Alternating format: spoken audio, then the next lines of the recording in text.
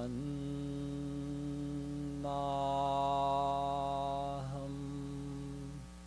Sada Shyama Guru Padarvindayo Tasya Preranaya Tasya Divyadesham Vadamyaham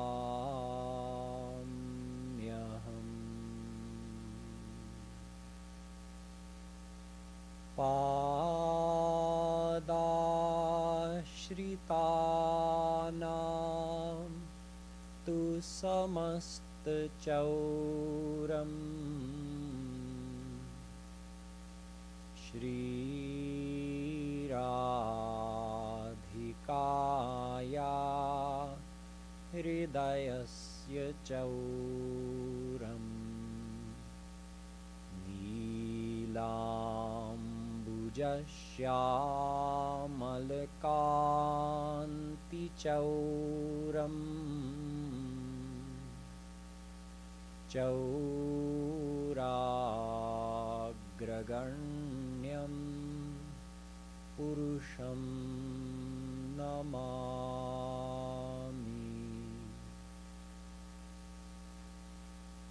Aho Chitram Aho Chitram Bande Tat Prema Bandhanam Yad Baddham Muktidam Muktam Brahma Krida Bhrigi Kritam Yo Brahmanam Vidadhati Purvam Yo Vai Vedanscha Prahinoti Tasmai Tagvam Ha Devamatma Buddhi Prakasham Mumukshurvai Sharanamaham Prapadye. The Divine Souls. In the last few speeches I was explaining to you about the path of karma, and you learned that the path of karma on its own is incomplete because it cannot take us all the way to God realization. Yesterday I began explaining about the path of Gyan, and we will find that the path of Gyan is very similar to the path of karma in this way, that it is also incomplete without bhakti. Just as we need to add bhakti to karma to make it karma yoga, then we can reach God through karma yoga, not through karma on its own. In the same way, we can reach God through Gyan yoga, which means we have added bhakti to our Gyan, path of Gyan. Then it becomes the path of Gyan Yoga, and that can take us to God. So yesterday I was showing you some scriptural references where there were many seeming contradictions, where on one hand our scriptures are very highly praising the path of Gyan, and on the other hand they seem to be criticizing it. So to understand this, let's first look at this fact that there are two types of Gyan. There is Shabda Gyan and there's Anubhavatmak Gyan.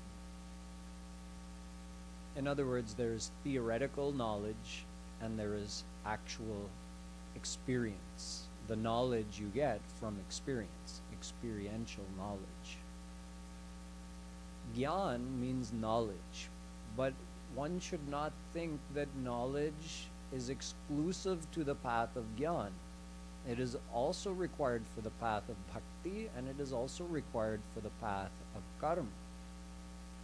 However, since the approach to God is a little more intellectual on the path of Gyan, so we call it the path of Gyan. There are two types of Gyan, theoretical and experiential. Theoretical knowledge is always meant to lead to experience. Theoretical knowledge is never an end in and of itself. You gain the theory so that you can put it into practice and then have the experience. This goes for the world as well as for God. You see, you can teach a parrot to say, there are sweet fruit in the jungle. There are many types of sweet fruit in the jungle.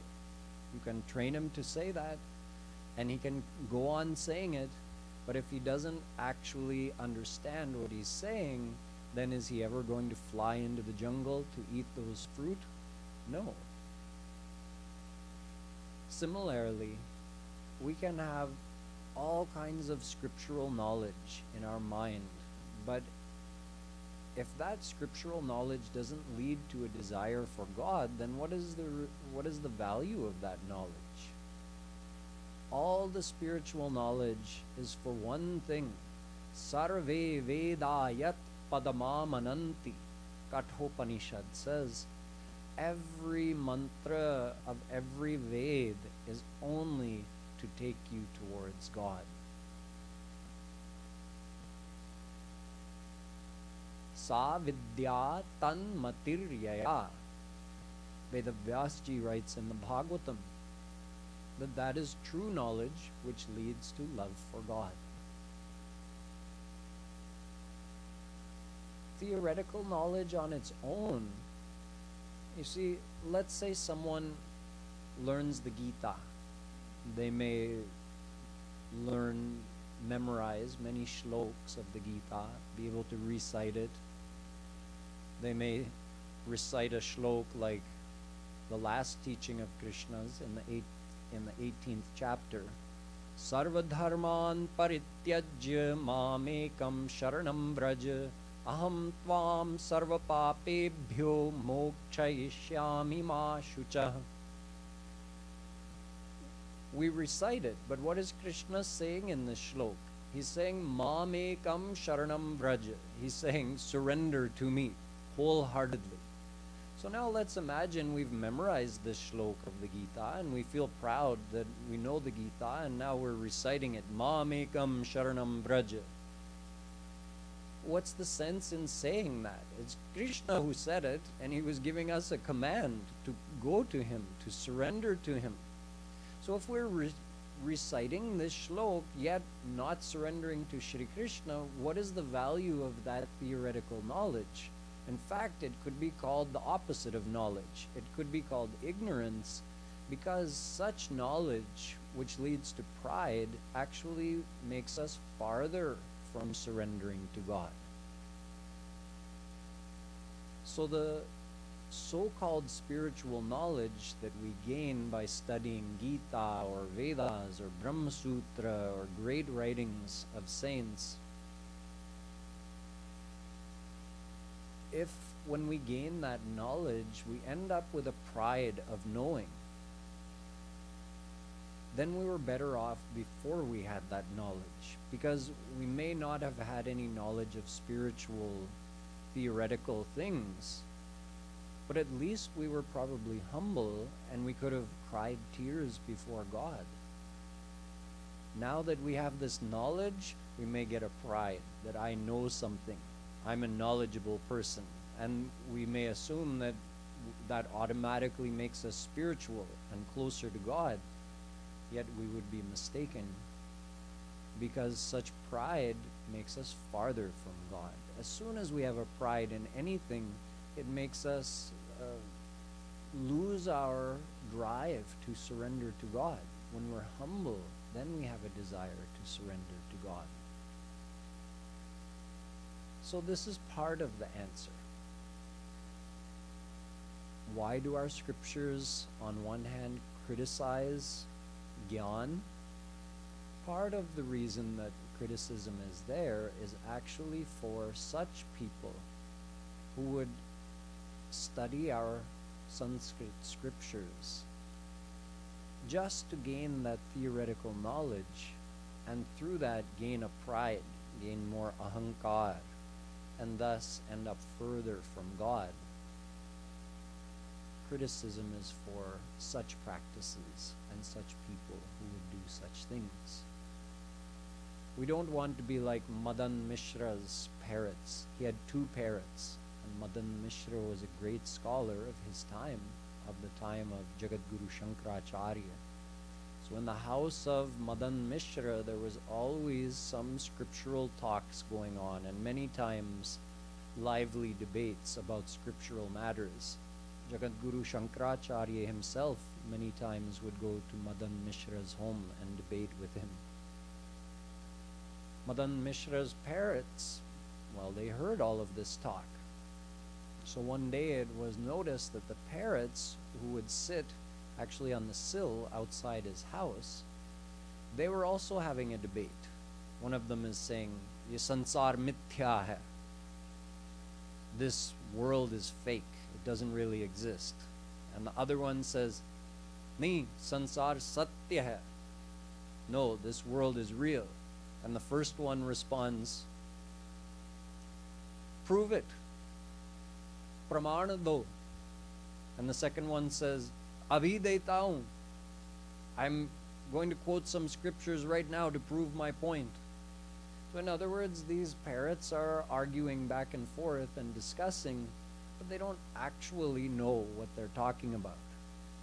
Similarly, we may gain very impressive knowledge of the scriptures, which may be impressive to others, but what is that knowledge for? That knowledge is meant to be parlayed into an experience.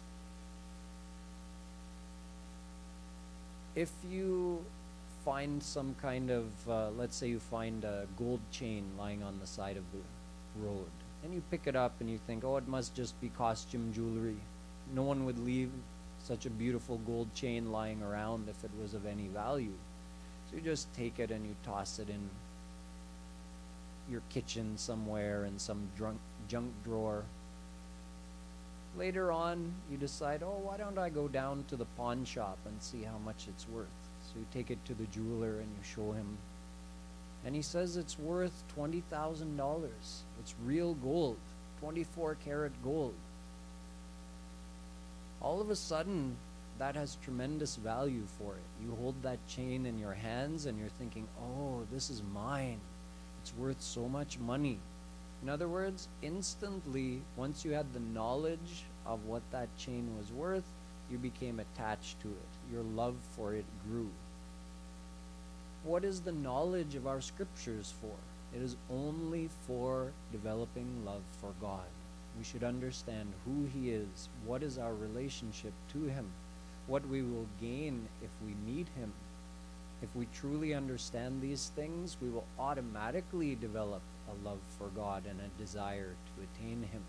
And this is true Gyan.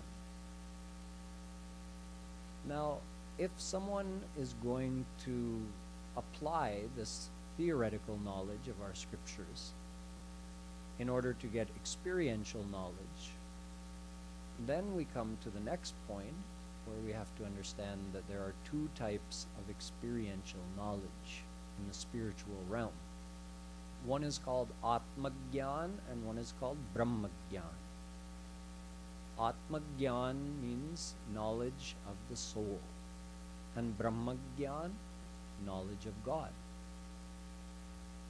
On this path of Gyan, what one does, it's a meditation on formless God and trying to conceive the oneness of one's soul with the omnipresent divine truth, with omnipresent Nirakar Brahm.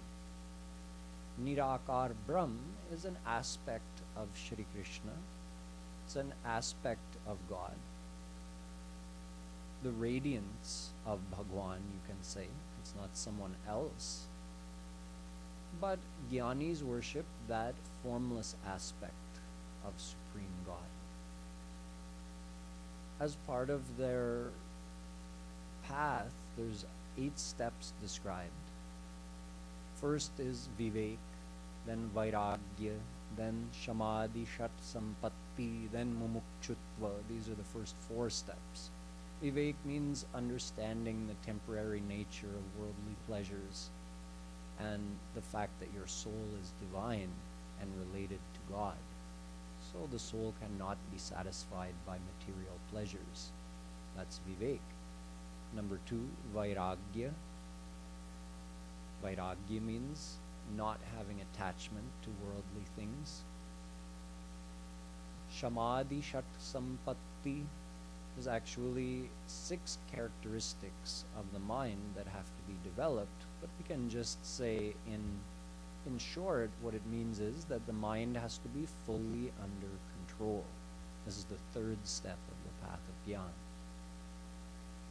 No desires, no attachments in the world, and total control over one's mind. No desire for praise, no desire for worldly enjoyments. Just one desire. This is number 4, Mumukchutva, the desire for liberation, the desire for moksha. Once the Jnani has passed these 4 stages, then and only then is he qualified for stage 5, Shravana, which means he gets to actually listen to what is Nirakar Brahm. His Guruji would then explain to him about formless God and how to meditate on formless God. Then comes step number 6, Manan. Manan means having listened to that philosophy, then you have to keep thinking about it over and over and over again in your mind. Step 7 is Nididhyasan, when that knowledge becomes very firm in the mind. And step 8 is called Samadhi. Samadhi means that you enter into a state of absorption, where the mind is fully absorbed in thinking of formless God. Along with this, as part of the meditation, the Jnani starts by repeating a mantra, Tattvamasi, which means, you are God. On the path of Gyan, the Jnani does not think about his relationship with God, but rather his oneness with God. Both are true. We have a relationship with God. He is greater than we are. We are only souls. He is the one giving life to us. Yet, at the same time, he also permeates us. There is no part of us that's separate from him. He's everywhere. So the Jnani focuses on this second part, the oneness part, how soul and God, from one point of view, are absolutely one, because God pervades our very soul. So he starts by meditating on this mantra, Tattvamasi, you are God. Then he graduates to Aham Brahmasmi, I am God. Once he passes that stage, then he just meditates on Brahmasmi. He removes the Aham part, the I part. Then he removes the Asmi part, and he just meditates on Brahma consciousness. Then through that practice he ends up in Samadhi. Initially the Jnani's Samadhi would be very shallow and last for a very short time, but the more he practices, the deeper the Samadhi lasts. The deeper the Samadhi goes, and the longer it lasts. The Jnani, in order to successfully do this, has to be completely away from the world. I'll discuss this more in the speeches to come. That the Jnani cannot be involved in any way with family, friends, society, worldly entertainments, comforts, nothing. So the path of Gyan must be practiced in an isolated place, away from everything. And it must be practiced all the time. You'll learn later when we discuss the path of Bhakti, that on the path of Bhakti, although you can meditate for long periods of time, but those living in the world who are also qualified to follow the path of Bhakti, They may only meditate for a couple of hours every day, and the rest of the day they're working, walking, talking, living their life in the world. They're also trying to remember God during that time, but they're not sitting down and meditating with full attention. But on the path of Gyan, you have to be in meditation all day, every day, in order to progress. And not just for one lifetime, for many lifetimes. You'll see when we discuss the path of Bhakti, that on the path of Bhakti, it's possible to attain God in one single lifetime of sincere practice, even while living in the world, as long as one follows the path wholeheartedly. But on the path of Gyan, many, many lifetimes are required. And even during one lifetime, the practice has to be continuous throughout all day, every day, practicing the samadhi. If a jnani, if someone is qualified to follow the path of Gyan, if they have reached that level of renunciation, and then they succeed in perfecting their samadhi and completely purifying their heart through this process, then they attain what is called Atma Gyan. Their mind, it's still material, but it's been fully purified. The mind contains Sattva Guna, Rajo Guna, and Tamo Guna, the three qualities of Maya. In this state of Atma Gyan, the mind of this Jnani, who's now called Atma Jnani, has been fully purified, but is still material. So you can say his mind has been established in Sattva Guna. Rajoguna and Tamoguna of Maya have been fully subsided, but they're still there. As long as the mind is Mayic, all three gunas are going to be there. Sattvagun is now prominent, and Rajoguna and Tamogun, they are there, but only in a seed form. They're fully subsided in the mind of the Atma Jnani. Now at this stage, the Atma Jnani may feel that he has been liberated, but he has not. The Atma Jnani still has a material mind, so he cannot call himself liberated. Liberated would mean that you are free from your Mayic mind as well. The Jnani fully purified his mind. And in this pure sattvic mind, he receives the divine radiance of his own soul. And he realizes the divinity of his own soul. But he is still under the bondage of Maya. If that Atma Jnani were to die, even having attained this state of pure sattvic mind, he would be reborn. So he hasn't been liberated at all. He hasn't achieved the state of moksha. And if he is reborn, he'll be reborn in this world.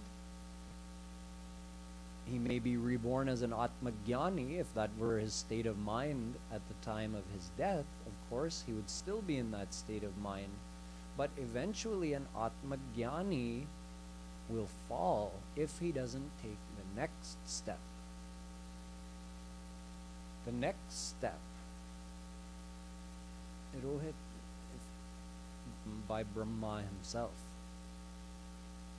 Yenyera vindaksha vimuktamaninas tvayasta bhavada vishuddha buddhaya aruhya krichrena param padam tata patantyadhonadritayushmadanghraya. He says if such an Atma Jnani is vimuktamanina, he believes himself to be liberated because he's enjoying that sattvic state of mind and he thinks himself to be in some divine state, then he falls. Why does he fall? Because the next stage is supposed to be that he surrenders to God. He surrenders to the personal form of God in order to receive His grace, and only with His grace can he be liberated from Maya. So if he fails to surrender to God, he falls. Patanti, Brahma says. He falls from his sattvic state of mind, from his Atma Gyan state. He falls. Can you imagine? Nowadays in the world, people say, oh yes, he's self-realized, as if it's the ultimate attainment. Self-realization is Atma Gyan. You can become self-realized and again fall from that state and become a ordinary worldly person. In the Gita, it is described, Brahma bhuta prasannatma na shochati na kankshati samah sarveshu bhuteshu madbhaktim labhate param. Shri Krishna says that when you reach that state of Atma Gyan, you have no desires, no attachments. You view all living beings the same. None is hateful or dear to you. You don't need anything from anyone. You're in a perfectly balanced state of mind. However, there's one more step to take. He says, Mad Bhaktim Labhate Param. That Atma Gyani must now do bhakti. What is bhakti? Surrendering to God, surrendering to the personal form of God. So Shri Krishna calls this state of Atma Gyan Brahma Bhutavastha. And he says that's not the end.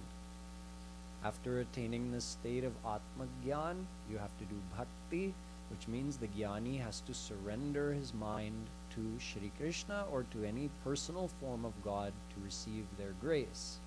Then Mad bhaktya labhate jnanam bhaktya mam abhijanati yavan yaschasmi tatvatah tato mam tatvato gyatva vishate tadanantaram. He says, then the Gyani knows me in full. Abhijanati bhaktya. Through bhakti, mam abhijanati. Mam means mujhe. Through bhakti, the Gyani knows me in full. See, there's janati and there's abhijanati. Before, the Gyani had ansh of Gyan because he knew his soul. And soul is ansh of Bhagwan. So he knew, he had knowledge, but not full knowledge. Then when he did bhakti, he surrendered to Krishna. With his grace, he got abhijanati. He knew Shri Krishna, not just his own soul. So he knows God. Through God's grace, he gets Brahma Gyan. So Brahma Gyan is attained through the grace of God. If the Gyani doesn't surrender to God, doesn't do bhakti, he can never attain Brahma Gyan. He remains in that state of Atma Gyan. But he cannot remain in that state of Atma Gyan forever because his mind is still material. It contains sanskars from unlimited past lifetimes. And eventually some worldly sanskar will come and draw his mind towards the world. And that begins his slide down the slippery slope back into desiring the world. And he loses his state of Atma Gyan. Shreya Shrutim Shreya Srutim Bhakti Mudasyate Vibho Klishyanti Ye Keval Bodha Labdhaye Teshamasau Kleshal Eva Shishyate Nanyadyatha Sthula Tushavaghatinam. Bhagavatam. Vedavyasji says, the Gyani who believes he can attain Brahma Gyan, the Gyani who believes he can liberate himself from Maya without doing bhakti, is as ignorant as the person who sees that, oh, someone over there is beating the rice. When you first cut the rice, then you take it, put it on something hard, and you beat it so that the actual edible part of the rice separates from the husk. And then when you're done, you leave the husk and the stems and everything behind, and you just take the edible part of the rice with you. So let's say a person has been watching, oh, that person beat those husks, and he got all that rice out of it. I'm also going to beat the husks. So he goes and starts beating those empty husks, thinking that he can also extract rice from them when the rice has already been extracted. So as ignorant as that person is, the Jnani is a match for him if he thinks that he can get liberated without doing bhakti. So says Vedavyas. So now we understand another reason why our scriptures at certain places criticize Gyan. The first reason was if someone just has theoretical Gyan and never uses that to gain experiential Gyan. The second reason is for the Atma Jnani who believes himself to be liberated and doesn't surrender to God, doesn't do bhakti. Then that type of Atma Jnani is criticized by our scriptures, that he will again fall into darkness. So we understand that the path of Gyan is also dependent on the path of bhakti. The Jnani on his own can rise to great heights. On his own, he can cross many layers of Maya. He can cross Prithvi, Jal, Tej, Vayu, Akash, all five of the sthul material elements, of the gross material elements. Then he can also cross, after crossing all these Panchamahabhut, he crosses Panchikarn, he crosses Panchatan Matra, all these layers of Maya. He crosses Ahankar. But there are two more layers to cross, Mahan and Prakriti, before he could be completely beyond Maya. But those two layers, Mahan and Prakriti, cannot be crossed by a Jnani on his own. The Atma Jnani gets past Ahankar, he cannot cross Mahan and Prakriti. Only with God's grace can you cross Mahan and Prakriti. Or to say it another way, there are two kinds of Maya. There is Jiva Maya and Guna Maya. Jiva Maya can be conquered by the Jnani on his own and is conquered by the Atma Jnani.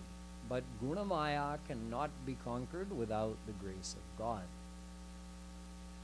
Jiva Maya is of two types, Avaranatmika Maya and Vikshepatmika Maya. Avaranatmika Maya means due to the effect of Maya, we forget who we are. We forget our true identity as the soul, and then Vikshepatmika Maya causes us to become attached in the world. So the Jnani can remove those attachments, and he can also gain the knowledge that I am the soul. He can remember his true identity as a divine soul. So he can defeat this Vikshepatmika Maya and Avaranatmika Maya. In other words, he defeated Jiva Maya.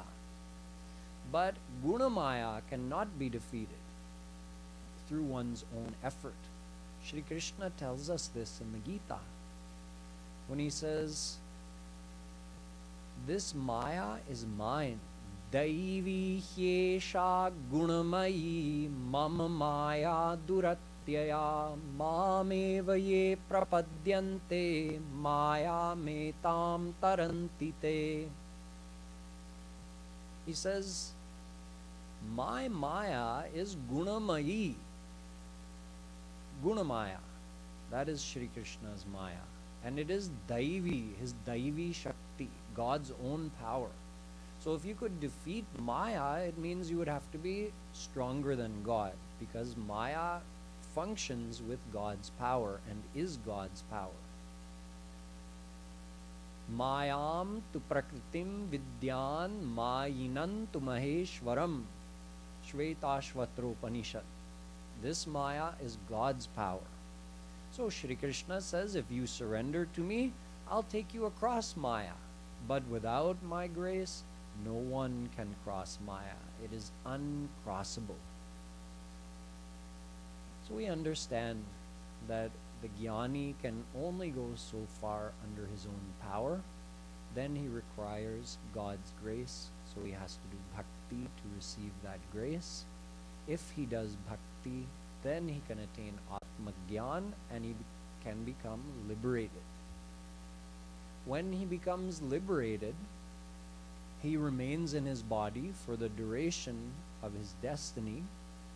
If he was destined to live until the age of 54 and he becomes a Brahmagyani at the age of 34, he has to stay in his physical body for another 20 years, and he remains in his body, also still with the material mind, because the Jnani never receives a divine mind. In the end, when he leaves his body, he leaves behind his physical body, he leaves behind his mind because it's also material, and he merges into formless God. Vishate tadanantaram, Gita. Shri Krishna says, then he enters into me. So like a drop of water merging into the ocean, that liberated soul merges into formless God, into Shri Krishna's formless aspect.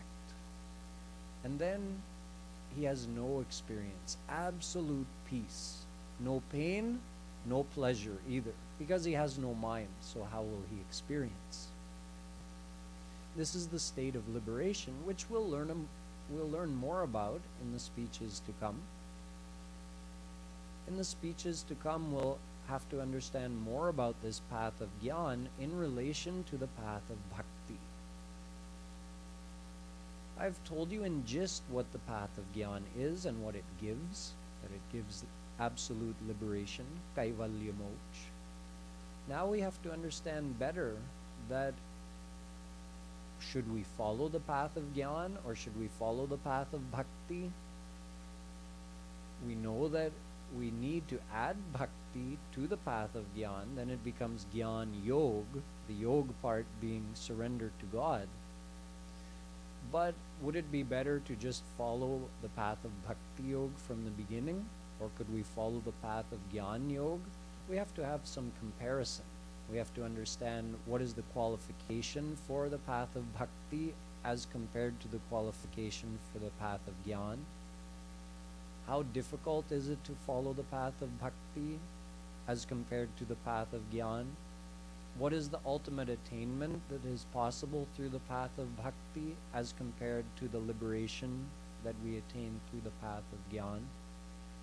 All of these topics will be covered beginning with tomorrow's speech. Boliye Vrindavan Bihari Lal Ki Jai.